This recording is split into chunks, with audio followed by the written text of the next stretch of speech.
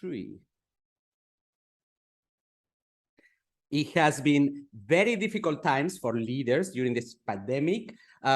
In fact, they have got kind of slapped back and forth because they haven't been able to cope with all of the changes that were required in corporations in order to ignite the fire on their teams, to be empathetic. There was a lot of lacks. Even CEOs have been saying that leadership is one of the highest risks that they have today in corporations. There was a KPMG study that shows that the #1 threat for the future of companies is that leaders do not have all the competencies that are required in order to drive the change. Now, I wanted to discuss a little bit more about why that happens. And the topic today is about the taboo of limiting beliefs in leadership, right? Right. We all know vulnerability is certainly not the mindset of the typical leader. Most leaders get promoted in the roles because they projected confidence and self-assuredness and a positive vision. So, and the reality is that only when you ask employees about what is their feeling about it, they say only 50% of them say, we believe that the leaders are completely sharing openly about the challenges that they are facing. And we know that it's very difficult for leaders to open up about what they think because they are afraid of being judged. So certain limiting beliefs could come up from the side of imposter syndrome, incapacity to cope with change, believing in themselves, and mainly about believing in the capacity of others to learn. And certainly there is the time where they say, oh, I don't have the time to do this, to be more empathetic or to deal with these changes. Transformation is just something like is coming into waves. They become very cynical. So, and I wanted to drive a little bit of this conversation with someone that I believe that can contribute highly. Our guest today is Chris McNeil. And the reason why I wanted to invite Chris is because, one, he is a master coach in neuro-linguistic programming. So it's kind of like he's like the teacher of other coaches, kind of the Obi-Wan Kenobi for Padawans in the Star Wars language. He has been working in different areas of businesses, like in marketing and working with technology. I even got to hear a little bit of your musical aspect, which was kind of amazing. And he has been developing different models in terms of not only communication, but in terms of how leaders should be interacting with others. And this model, in fact, I learned it that could be applicable even in the areas of marketing and sales, which is quite amazing. Chris, I'm really happy that you are with me. And I take this opportunity to thank you because every time that I have a guest, I get to learn new things. So when you see me not looking at the camera, it means that I'm taking notes because I'm learning. Chris, thank you very much for being with me today. Can we just jump to the topic? Yeah, first of all, thank you so much for having me on, and let's dive right in. What would you like to learn about? What I would like to learn, I mean, in the title, it says everything. So everybody has limiting beliefs, right? I have been in leadership positions back in my days in corporations. And the thing is that I didn't know how to deal with that. There was no one with whom you could share, be open, be vulnerable, to share these things inside of the workplace. And I would like to know a little bit more about how can leaders, one, identify these signs, these triggers that makes them not believe in their capacity or in the capacity of others. These self-limiting beliefs, how can we first recognize, acknowledge, distinguish them in order to take the right medicine? So self-limiting beliefs, they're so universal, and there's so many ways to categorize them. And I found it's really helpful in a lot of cases to kind of disentangle beliefs that are more society-wide, that are systemic in our culture. And they may have to do with paradigms like top-down management or command and control leadership, where somebody in a back room makes all the decisions, but other people go implement those decisions, and they discover that those decisions weren't that good because this person wasn't the one in contact with the customers and getting that immediate feedback. So those are kind of universal or near universal, I should say. They're very prevalent systemic beliefs, and those are limiting in the sense that they prevent fully empowering the people who get the most information. And that's the people who are directly in contact with the customer, or directly in contact with whatever the company is facing. Those are the ones who are learning things. So setting up the right environment to discover both those more universal culture-driven beliefs that are limiting and the personally limiting beliefs, because we all form an identity based on information from other people about what we can do and who we are. And we form this mental construct about who we are and what we can do, and it's completely BS. It's really we have so much untapped capacity. So maybe a good starting point is to work from, whether you're working with someone to help them overcome limiting beliefs, or whether you want to notice it in yourself, is to start with the presupposition, to start with the assumption that our capacity is really unlimited. We cannot know how much we can do as human beings. And there's always more to learn about what we can accomplish, who we are, what we can do, that we have had no concept of. I mean, sometimes I ask people to think about something that they can do now that 10 years ago or 15 years ago, they couldn't even imagine themselves doing. They would have never thought they would have gained that skill. And I went through a phase where I went from a so-so guitar player to a pretty good guitar player. Before I went through that phase, I never would have imagined having the skills I have now. So at that time, I was limited by a concept and a belief that kept me from just putting in the time and practice. I mean, it's very rewarding. So there's no other reason not to do it other than being constricted by the image of what I thought I could do. But waking people up from that sometimes is just reminding them of how far they've gone and what they've learned, what they've done now that 10 years ago, 15 years ago, they couldn't even have imagined. And then I'll ask, well, what about 10 or 15 years from now? What will it be then that right now you couldn't even imagine that you could do? Or how will your concept have grown in a similar way that would be a total surprise? Because our growth, our fastest growth, is outside the frame of our expectations of ourselves. It's completely outside of it. So having people step out of the frame of their expectations, having people step out of this mindset of limiting beliefs, it's a little tricky sometimes because of habits. If you think about something over and over again, it eventually becomes a belief through repetition and just goes to the unconscious mind. And it runs on autopilot. And the unconscious mind is like all of these programs that run in the background on our computer, right? Say if you're working on Microsoft Word or you're on a website and you're using a browser, those are like your conscious mind. It's what you're paying attention to right now. But those programs wouldn't run without all of these other programs running behind them, out of sight, out of mind, and running things. And that's where your belief systems are. So to work with belief systems, that kind of change usually doesn't happen just by working on a conscious level. It happens by working with the unconscious to an extent. Does that make sense? Indeed.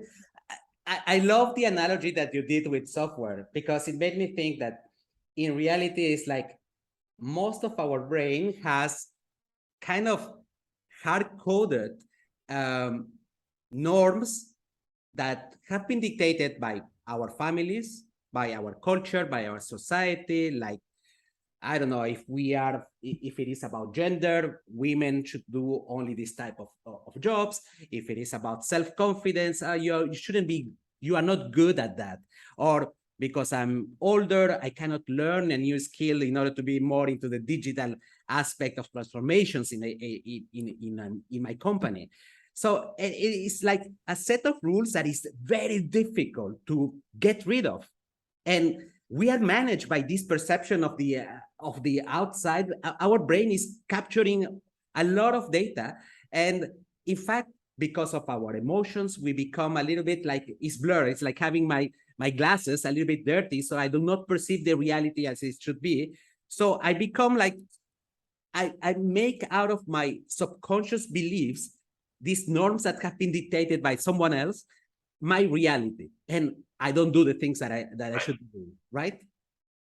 Yeah, and it takes a lot of evidence to start to challenge those if you just try to let it happen naturally, because we tend to frame things within our beliefs and reformat them. And that's one of the issues with organizational learning, and which applies to leadership, is that if you give somebody this whole system, the first inclination most people have is, oh, it's just like this. And that'd be like saying, well, my pencil is yellow and my dog is yellow, so my pencil is just like my dog, so I don't have to learn anything about the pencil. It's putting something into a category instead of accepting that the first step to this kind of learning is accepting some confusion. Because if there's no confusion, all we're doing is putting things into the template that already exists. And recognize, just like you said, is all this repetition, these things sink into the unconscious part of our brain, like the background software that just runs until we learn to access that. And the primary tool for starting to access that is a curiosity about your own beliefs. The state of curiosity is a wonderful state of mind. I mean, if you remember a time where you're just really intrigued by something new that you wanted to learn about so much, and you just immersed in it, and you're so curious and open to new information and absorbing it, like little kids are. You know, those little kids are learning so much when they're playing and when they're having fun. And curiosity is related to fun. And think how different that is from at least the standard education in this country, and public education in the US is nothing about fun. You know? And so we're not putting people in the learning state where they really can absorb new information, like in many cases, new information of starting to question your own beliefs. Now, in an organizational setting, this plays into some methodologies of systems thinking. And I'm thinking like Peter Senge, and there's a guy in the UK named John Seddon, who I've gotten acquainted with, become friends with, who's done a lot with systems thinking in service businesses. So he helps managers wake up to their disempowering beliefs by confronting them with how dysfunctional they are, by taking them to study the interface with the customer firsthand and to start to follow work through the business. And they'll see firsthand how this making decisions behind the scenes, trying to run things from command and control, not trusting your employees, not believing that they can make their own decisions based on the information they have, not believing that they're there to help people and make a difference. Those are the kind of disempowering beliefs that really show up in leadership commonly. But he addresses it by confronting them with how much it costs their company when they see there's not a single piece of work that can pass through their business that comes out clean without needing rework because of this internal decision making and not trusting employees.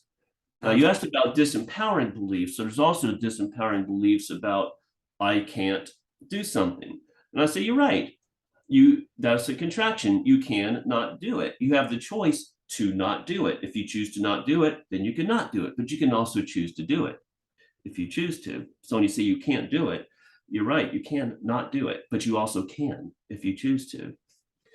And there's all these linguistic tricks that NLP provides, but they're all about getting people out of the patterns a little bit, about interrupting these unconscious patterns that run enough to bring up the state of curiosity and to start to compare and step aside from your own beliefs and ask questions like, how do I think about this that creates the results that I'm getting? What is my mental model? of this situation. And mental models are the biggest leverage point in changing any system. This lady named Danella Meadows wrote an essay many years ago that's become very highly regarded in systems thinking about points of leverage to change a system. And the number one leverage point was the paradigms or the mental models of the people who create and run the system. So if you can change the belief systems of the people who run and design a business, that's your biggest leverage point to get breakthroughs, whether it's breakthroughs in productivity, breakthroughs in sales, breakthroughs in cutting costs, breakthroughs in culture, getting super positive and everybody's working well together, and working around the beliefs that otherwise would have gotten in the way of creating such a positive culture hinges a lot on studying things that wake you up to how your current beliefs are causing dysfunction and being able to step out of them by asking those questions of curiosity. How am I thinking about this? How else could I think about this? What is an alternative model? Because once you start challenging a belief, you want an alternate belief sitting very close to it as a stepping stone, if that makes sense. So if a disempowering belief might be the people need to be motivated because they can't be trusted to want to work on their own. That's a very disempowering belief. But it's prevalent in management. So they come up with all these carrots and sticks instead of letting people be intrinsically motivated by serving the customer, which is rewarding in itself. And the problem with that causes the dysfunction is that once you start replacing things that are intrinsically rewarding with extrinsic rewards, people lose the intrinsic motivation that is naturally there, like paying your kids to read. Start paying my kid to read. As soon as I stop paying him, he quits reading because he never appreciated reading for itself. He started looking at the reward outside instead. And employees, tend to, not that they shouldn't be rewarded, but should be emergent, and it should just come from profit sharing and things, not so much from if you do this, you get that. It's like we're doing this because we love to help people.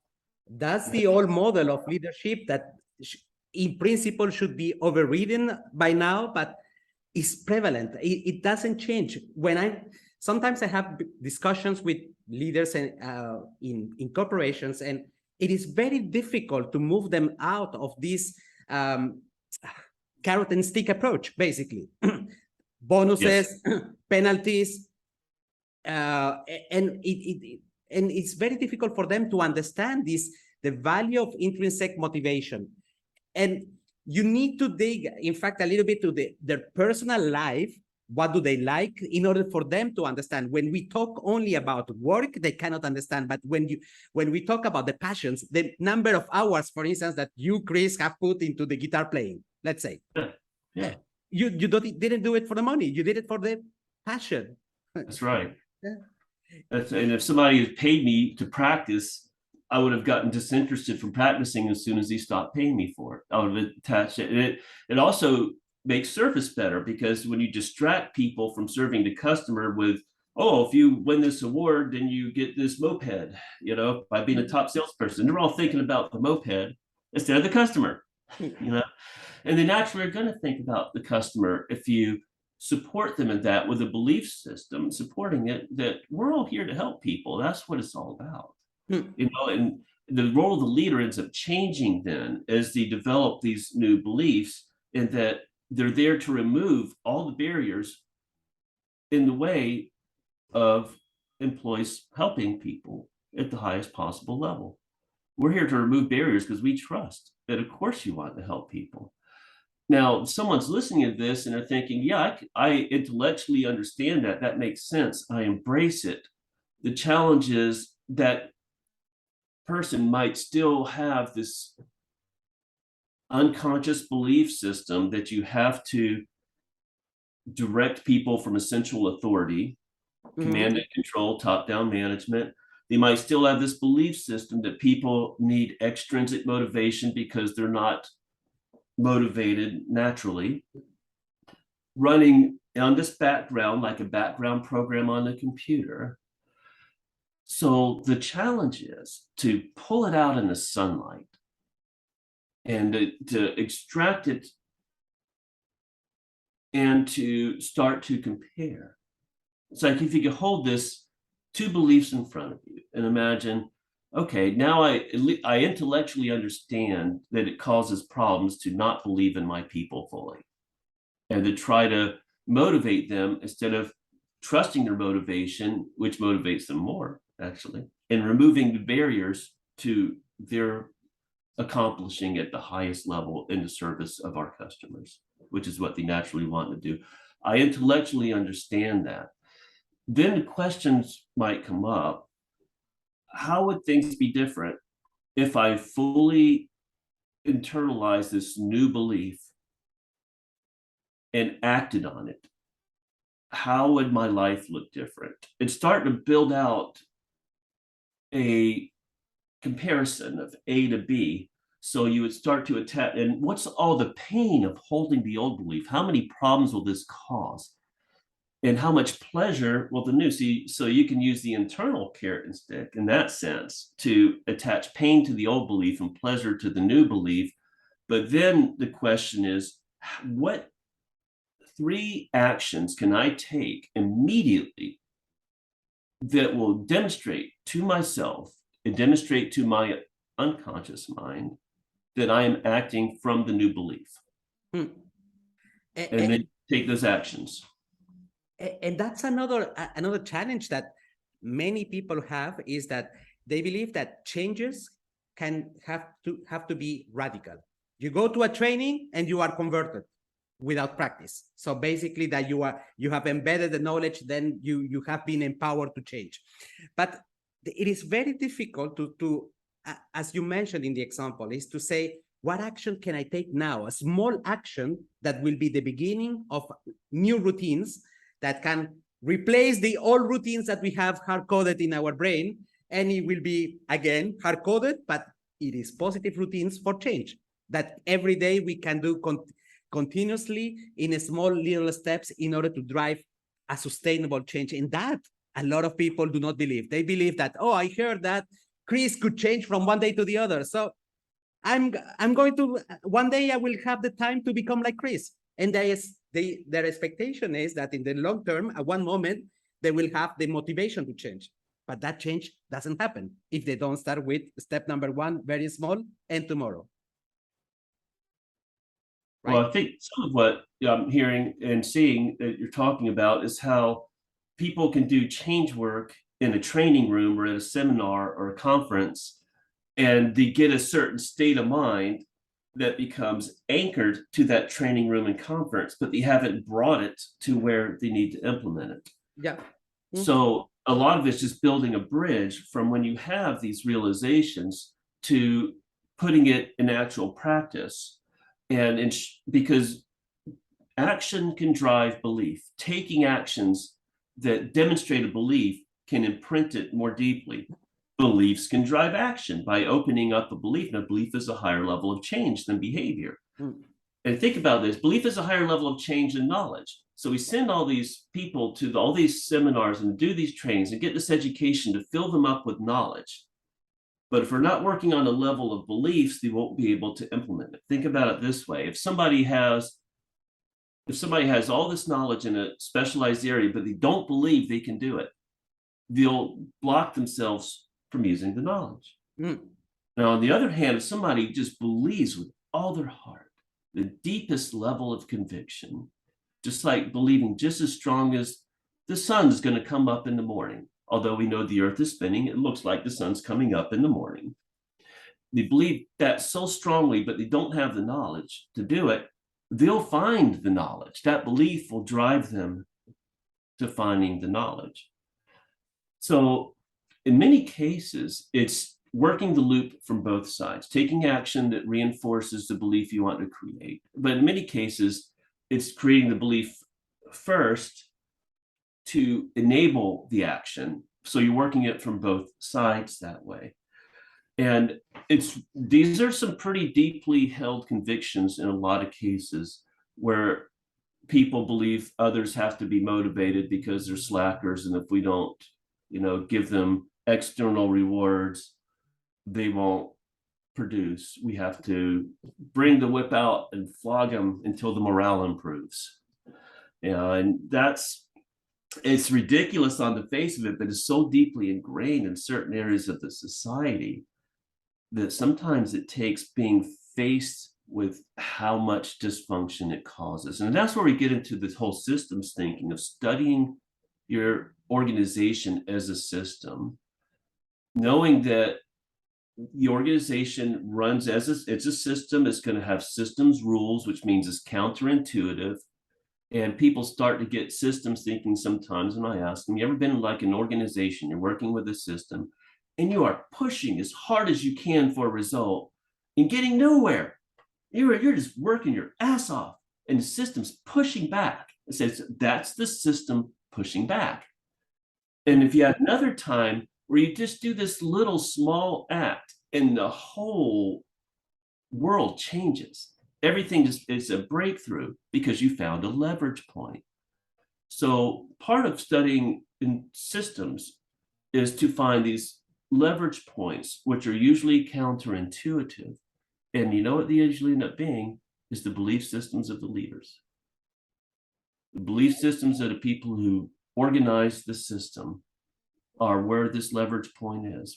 And another method of uncovering these beliefs is a method called the 5 whys that's used in systems thinking, not the letter Y, the word Y, W-H-Y, where if something breaks, you ask, well, why did it break? Well, it was worn out. So you keep asking until you get to a belief. Why was it worn out? Because it got old. Why did it get old? Because we bought at the lowest price instead of getting one that will last longer. Why did we buy at the lowest price? Because we have a belief system to always purchase at the lowest price. Well, now we got the belief system.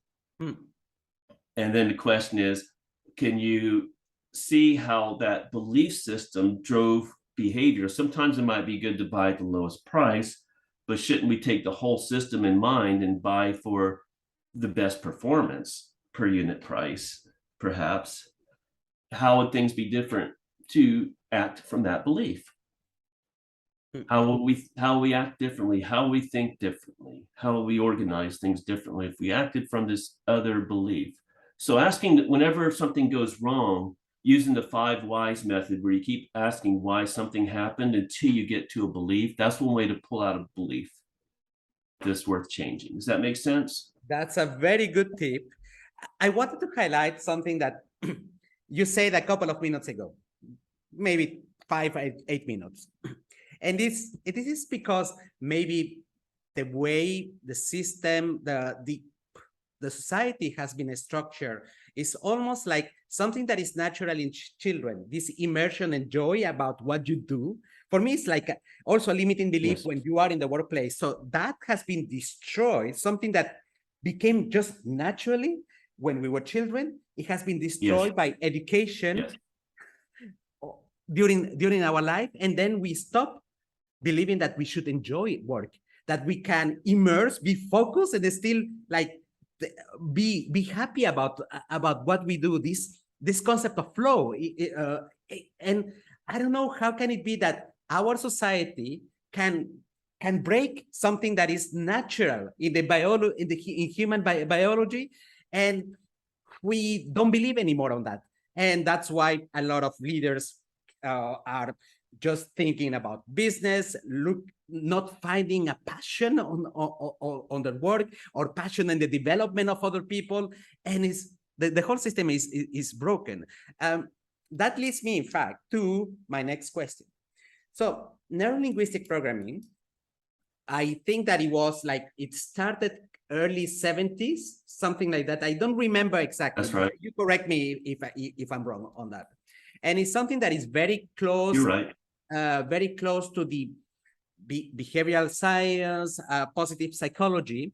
But I wanted to understand, how can neurolinguistic programming, NLP, what it is the coaching way of doing NLP? How can we differentiate it from I don't know, life coaching or any natural method that there is for coaching? And how can this help leaders to either coach themselves or to either find someone who can apply a new method to reprogram their brain?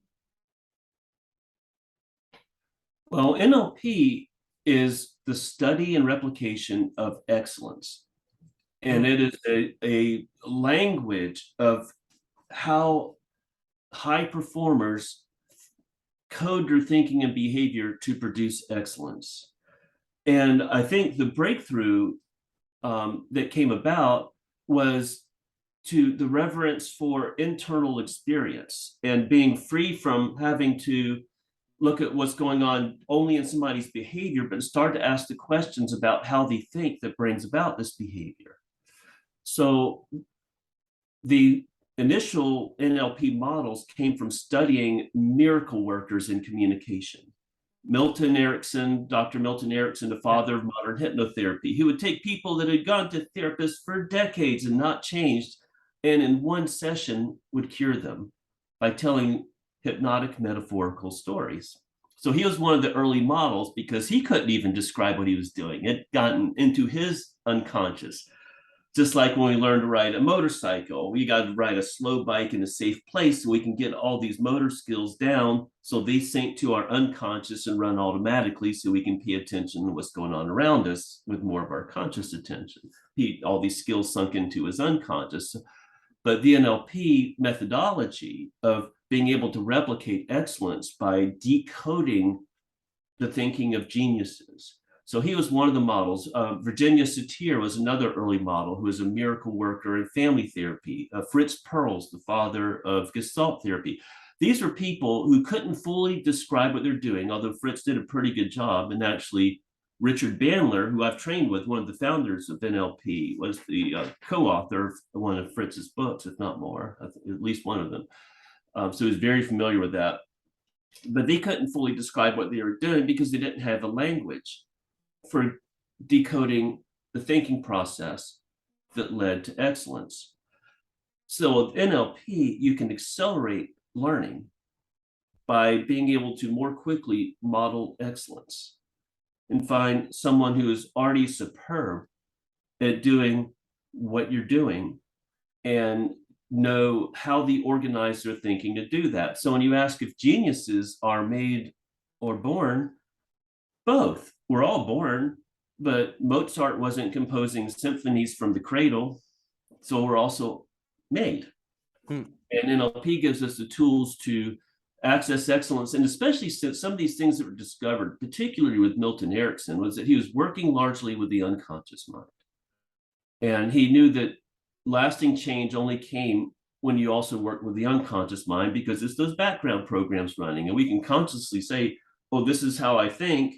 But if the unconscious thinks something else, he used the metaphor of the horse and the rider. It's like if a rider wants to take the horse somewhere, the horse has to want to go there too, or the horse is not going to go there. Yeah, so the rider is the conscious mind, the horse is the unconscious mind. So he had a way of communicating with the unconscious mind. So he could tell somebody's, I know your conscious mind won't accept this, but your unconscious mind might have the small feeling that you can have the hope, that you have the dream, that you can make breakthroughs in your belief systems that bring you to performance levels you never could have imagined in the past. And the people would change because he knew how to get around conscious resistance. He knew the language pattern. So one of the biggest things that came from studying Milton Erickson was a library of language patterns of change, language patterns that challenge beliefs, language patterns of persuasion, which have great application in sales and marketing. And, some people say, well, NLP is very manipulative. And I'm like, well, yes, in a good way. If your intentions are good, you have more power to do good with them. It's like a knife can kill someone in the hands of a murderer, but can save a life in the hands of a surgeon. And plus, with working with belief systems, I don't think it's manipulative at all, because you're just expanding someone's choices. You're giving them the choice of a new belief. They still have the choice of the old one if they like it better. But if they have the choice of a new one that they didn't have before, you've expanded their model of the world, which is one of I think, the most empowering underlying belief systems that drive NLP is that we don't react to the world directly. We react to our models of the world. And we all have a unique model of the world. our own thought, we recreate these things. Our mind doesn't, our sight, our vision doesn't perceive things directly. It takes this humongous set of bandwidths and recreates it into something we perceive as a visual image, very similar with hearing. And when you understand it, everybody has their own model of the world, and we're not working with the world directly with them, working to help them expand their model to access more resources, to get to their best days more often. Just about every leader's had a day where they felt so much, you know, the great days you have when you're just in flow and you're inspired and things are happening, you know, automatically, and you're just floating through your day, you know, but you're doing something to create that. And how would things be different if you knew what you're doing so you could consciously create that kind of day every day and focus that state on choosing empowering beliefs, consciously integrating fully into your lives. So you're acting from a place of power, you're empowering other people, you're having a great time while you're doing it, because we're overcoming, like you mentioned, how traditional education suppresses creativity to conform people. I mean, most of what goes for education now was designed in the Industrial Revolution to teach people to be smart enough to run the machines in the factories, but not so smart as to question why they weren't getting paid that much to work and make these other people rich, you know? So when you realize we're all creative, we all have these states, and learning and fun and creativity are all very closely related. So it's just reawakening our natural creativity, which, you know, I remember just maybe a decade ago on, you know, maybe 5 years ago, on the front page of Success Magazine and Inc. Magazine, they both said that creativity is now the most highly valued skill or asset in executives, because artificial intelligence is going to be replacing repetitious work. So what you bring to a situation is your creativity. Your ability to access your inspiration and come up with new ideas, like new ways to think. And that's something that will be difficult to be replaced by machines, no matter how smart they become. I wanted to to get back to the use of NLP when leaders lack of, I mean, they are struggling with limiting beliefs. Would you have like a couple of tips for leaders about how to use certain NLP principles in order to overcome the challenges of limiting beliefs? The way I tend to work with people in a coaching context, and I work with organizations. Sometimes I work with a group of people in a coaching and consulting context. When you can work with people in person, you can change beliefs very quickly, because you can use all these skills to work directly with the unconscious mind and move it around there. Now, I have some I've written a lot about this on thoughtleadershipstudio.com, which is my passion site. And I podcast a lot about it. And there's a lot of audios in the library, and you can see which ones they are, very specifically around learning how to create new beliefs using metaphor, and sometimes to work around the conscious mind, and this is a way, you know, anybody who wants to be a better communicator, who's communicating through media to a lot of people at one time, using embedded, nested metaphor, where you tell a metaphorical story, even if it's just a direct analogy about, hey, somebody was listening to this podcast and they changed and had a better life as a result of that, you know. But the stories break to other stories within them. Well, they're walking down the street thinking about how great Ivan's podcast had impacted their life. And then as they're walking by a store, there's a show on TV about somebody who was in a management situation and needed to change their beliefs. And they changed them and started saying how they should empower their employees and support them in making these changes. And the show had a really happy ending. And then they went back on their walk and started, you know, recalling how much the podcast impacted them. So the story within a story is a way to use, and of course, people respond to stories. Stories engage the conscious mind. So you got this conscious mind paying attention to the story, but you have your backstory. Okay. So a lot of what I teach through thoughtleadershipstudio.com, and also have this Marketer's Guide to Strategic Thought Leadership, which is a free ebook on there. And it teaches some of the mechanics of how to design new beliefs. Now, because I'm doing it in a marketing context, it's designing new beliefs for a marketplace so that your messages have more power, because you're leading marketplace thinking to a new place where they can get more value out of what you sell, where they can appreciate the unique things you bring to it more deeply, or they can make smarter buying decisions by refining their criteria, or they can elevate the purpose of something to a whole different category. But in all those cases, you're leading an audience to a new belief, to empower them. So the mechanics are to design this in language patterns. So you define an old belief and a new belief, and you build a bridge between them, built up supporting talking points. And that's one thing that NLP, neuro-linguistic programming, is great for. But I know not everybody wants to dive deeply into that, nor should they. So what I see part of my job is to curate things that are going to, from NLP and from systems thinking and from game theory, some too. And also I draw a lot from mythology. I think the structure of myth and empowering storytelling has a lot, because it brings a more emotional power to stories when you follow certain storylines that evoke powerful emotions. But my job is to curate the techniques that are most relevant to leaders, to marketers, to thought leaders, so that they can more readily use them without having to dive so deep into field. And especially somebody goes really deep into specialized areas of NLP around conversational belief change, where you just feel like you're having a natural conversation, but you're changing someone's beliefs as you're doing it by using the right language patterns. These same language patterns make for great content marketing. They make for a great PR campaign because they're emotionally powerful, because they're designed to subconsciously change beliefs. And those are the supporting points that can build a much more powerful campaign, or much more powerful set of stories that a speaker might talk about. So it's knowing the structure. I'm definitely shooting the link of Thought Leadership Studio, the podcast, and the link to the free book. So that's something that is going to be a quite useful resources for our audience. Excellent. Thanks.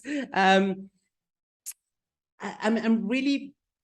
was wondering if the fact that if I'm not able to manage, to take actions on my limiting beliefs as a leader, would it have an impact on my mental health? What is your opinion on that question? If you're not able to? If you are not able to manage your limiting beliefs or to take actions on your limiting beliefs, would it have an impact on my mental health? I believe so. Absolutely. And I think most people, every case I've seen where somebody learns to have more flexibility in beliefs, it generalizes to everything in their life. When you learn how to recognize your own filters, your own belief systems, and change them consciously to make sure that you only have supportive beliefs and you don't have any disempowering beliefs, and you do it progressively, you start to notice things like, oh, I believe that because I'm getting older, I can't do this physical thing anymore. And do I really want to keep that belief, or do I want to believe that I have a lot of control over that, because I can train myself to a higher level of fitness, I can eat healthier, and I can expand my physical capacities so I can grow 10 years younger if I didn't know how old I was according to my health level, and be able to do that. So it expands to just being able to recognize and change your own beliefs has a tremendous positive effect on mental health and physical health in your whole life. Absolutely. Let's imagine that you are a magician and you had a magic wand. Okay. What would you like to see on leaders in the workplace today? What type of leaders would you like to see in the workplace? If you had the capacity to change them with your magic wand. Well, I think it's already happening. And there is a movement. It's this segment. It's not everyone, but I would like to see this movement reach the tipping point where leaders of all kinds, leaders of organizations, thought leaders who impact public opinion about things, solopreneurs who are leading themselves to accomplish at higher levels, do it for the intrinsic reward of it feels good to make a positive difference in other people's lives. And I'm doing it because of those feelings it gives me. And I might make a lot of money as a result of that, or I might make this huge impact in my career, but that's secondary to the feeling good about mastering myself to make a positive impact for more people. If I could wave the magic wand, I actually have one and I can wave it, and I'm doing it, so it's starting to happen. More people, more leaders would appreciate the intrinsic rewards of leadership. Totally. It is incredible that when usually I have these personal discussions, it always come up, yeah, but we still need to survive to earn money. Come on, you can do both. When you are passionate, when you love what you're doing, you go the extra mile, you get immersed on what you do. Hours do not count. It's not the same as when you work for corporations and you have burnout, stress, working just for the money, for the survival, for the monthly salary. You devote yourself to a cause, then ideas, creativity, connections, skills that you didn't know that you could learn can pop up because passion drives you to take risk and move to unknown areas that you don't have today. Chris, that's right. I wanted to, as we are reaching the end of this episode, I wanted to, just for our audience, so how can we reach you to get to know more about the use of NLP, the use of, you mentioned the use of NLP in marketing and sales, which is quite new. How can we reach you? Well, thoughtleadershipstudio.com is where I host my podcast and my blog, where I write about these things. And it also has links to social media. You can find me on Twitter. I'm very active on Twitter for Thought Leadership Studio. So if you just search for Thought Leadership Studio on Twitter, my personal hand on Twitter is Mental Game of Biz, B-I-Z, spelled just like that. I will write it because there is too long, but I will put it in below this episode. Definitely. Very good. Very good. I'm very active on Twitter, and also the website has links to all the other places to interact with me. And I'd love to hear from anyone listening to this show and what they're working on. Chris, there is something also quite new that I just discovered, is that you are in the process of finalizing a book. Can you tell us a little bit more about it? Well, it's tentatively titled The Building Blocks of Thought Leadership. And it's maybe 6 months away from publication. But if anyone's interested in getting on the early list for the book, the way to do that is get the free ebook, Marketer's Guide to Strategic Thought Leadership, which gets you on the list to be notified as the book comes out. Well, I will be the one doing it just after this episode. Chris, thank you very much for your time. It was lovely. I think the description that I used at the beginning, it was a quite real description. You are the Obi-Wan Kenobi of coaches. I learned a lot about neuro-linguistic programming. I learned a lot about how you can reprogram your brain in order to fight against the struggles of limiting beliefs, specifically about leadership. Thank you very much, Chris. I think that it has been lovely and interesting to discuss with you today. Thank you. I've enjoyed it too. Thank you very much, Ivan.